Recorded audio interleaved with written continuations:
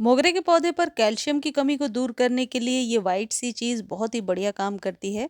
मोगरे के पौधे पर अभी मार्च से लेकर के अक्टूबर नवंबर तक लगातार फ्लावरिंग होती रहती है और ये पौधा अभी अभी डोरमेंसी से बाहर आया है।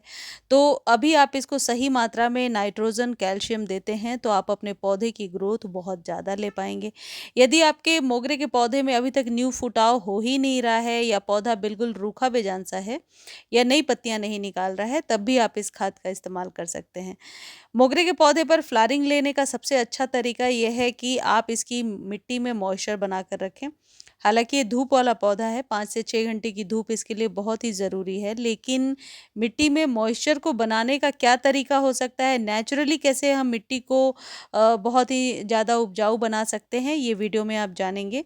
और मोगरे के पौधे के लिए आपको बाहर से कोई खाद खरीदने की ज़रूरत नहीं पड़ती है, क्योंकि मोगरा एक ऐसा पौधा है जो अपने सीज़न में फ्लावरिंग करता ही है। बहुत ही मिनिमल केयर के साथ आप इसमें बहुत सारे फूल ले पाएंगे। मोगरे के पौधे पर यदि कलियां बनने लगी हैं आपके यहाँ, तो बेहतर होगा कि आप उन कलियों को खिलने से पहले ही हटा दें और थोड़ा थोड़ा पिंच कर दें उस ब्रांच को। इसका सबसे अच्छा रिजल्ट ये होगा कि पौधा आपका घना हो जाएगा, और यदि गमले में लगा हुआ है तो फिर छोटे गमले में भी बहुत ही बढ़िया फूल खिलेंगे, और जितनी ज़्यादा न्यू स्टेम आएंगी फ्लावरिंग आप उतनी ज़्यादा ले सकते हैं।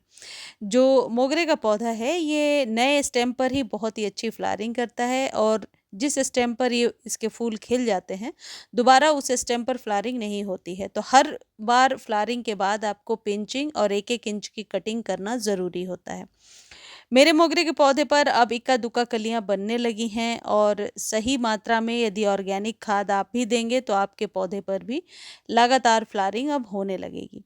देखिए, मोगरे के पौधे पर कटिंग पिंचिंग का बहुत अच्छा इफेक्ट होता है। दूसरा इफेक्ट होता है कैल्शियम का, जो सबसे बढ़िया खाद होता है मोगरे के लिए। और तीसरी जो चीज़ है मोगरे के लिए बहुत इंपॉर्टेंट है कि इसकी मिट्टी में मॉइस्चर बना रहे और कभी भी मिट्टी सूख करके फटे नहीं। मोगरे के पौधे को यदि न्यू आप नर्सरी से लेकर आ रहे हैं तो 8 से 12 इंच के कंटेनर में लगा सकते हैं, और यदि पौधा जमीन में लगा हुआ है तो चारों तरफ से गुड़ाई करके इस खाद को दे सकते हैं।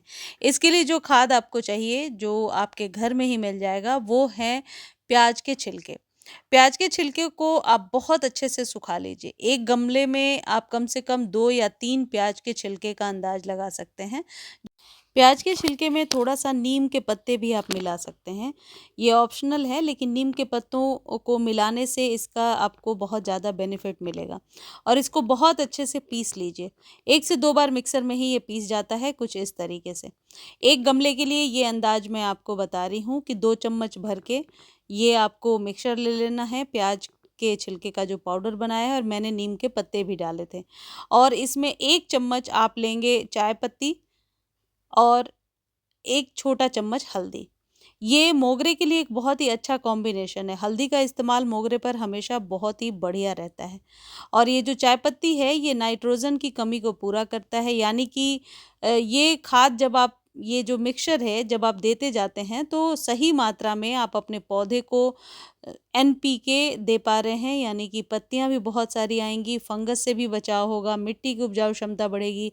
और प्याज के छिलके का फर्टिलाइज़र तो आप लोगों को पता ही होगा, बहुत सारे इसके फ़ायदे होते हैं। यदि आप पीस के नहीं देना चाहते हैं तो इसे रात भर पानी में भिगो करके अगले दिन पानी को भी इस्तेमाल कर सकते हैं, लेकिन मैं पीस करके रख देती हूँ, वो ज़्यादा बेहतर है।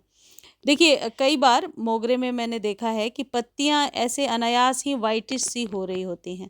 तो चाय पत्ती का जब इस्तेमाल करते जाते हैं तो अपने आप ही इसकी जो पत्तियां हैं वो लश ग्रीन निकल करके आती हैं। अब देखिए, मेरा ये एक पौधा है, इसके सारे पत्ते जो है सर्दियों में सूख गए थे, लेकिन अब इसमें 1-2 न्यू ब्रांच आ रही है। और यदि आपके यहाँ भी ऐसा है कि सारा पौधा बिल्कुल सूखा बेजान सा नज़र आ रहा है, तो इसकी स्टेम के पास आप थोड़ा-सा खुरच करके देख लीजिए। यदि आपको लगता है कि स्टेम अंदर से ग्रीन है, तो उस पौधे को बचाया जा सकता है। बचाने का सिंपल तरीका, ऊपर से 2-3 इंच कट कर दीजिए, और ये जो खाद मैंने आपको बताया है, इस खाद को सॉइल में बिछा दीजिए। इससे आप देखेंगे कि पौधे में नेचुरली मॉइस्चर भी मिल रहा है और न्यू लश ग्रीन पत्तियां जल्दी ही निकल करके आ रही हैं। ये जो खाद है ये लिक्विड फॉर्म में ही आपको सॉइल में दे देना है, 15 दिनों के बाद रिपीट करना है। और इससे आप देखेंगे कि मिट्टी बहुत ज़्यादा मॉइस्चर लिए रहती है। पानी आपको डेली सुबह में देना है और धूप में रखना है इस पौधे को। अगला जो चीज़ है जो आप दे सकते हैं ये है चूना। चूना हर एक महीने आपको देना है अपने पौधे को, इतनी ही मात्रा देनी है। यदि 8 से 10 इंच का कंटेनर है तो छोटे चम्मच से आप 1 चम्मच सॉइल में मिला देंगे। ये दूसरी चीज़ जो मैं दे रही हूँ ये है कैल्शियम नाइट्रेट की गोलियाँ। ये ऑप्शनल है, यदि आपको चाहिए तो इसको खरीदने का लिंक मैंने टैग कर दिया है, आप खरीद सकते हैं। हालांकि सभी पौधों के लिए ये जो कैल्शियम नाइट्रेट की गोलियाँ हैं बहुत ही ज़्यादा फ़ायदेमंद रहती हैं। आप इसे 1 छोटा चम्मच मोगरे के पौधे में दे सकते हैं। सभी ऑर्गेनिक फूड देते हुए भी इसे दे सकते हैं, लेकिन ये ऑप्शनल है। मुझे उम्मीद है वीडियो अच्छी लगी होगी। धन्यवाद।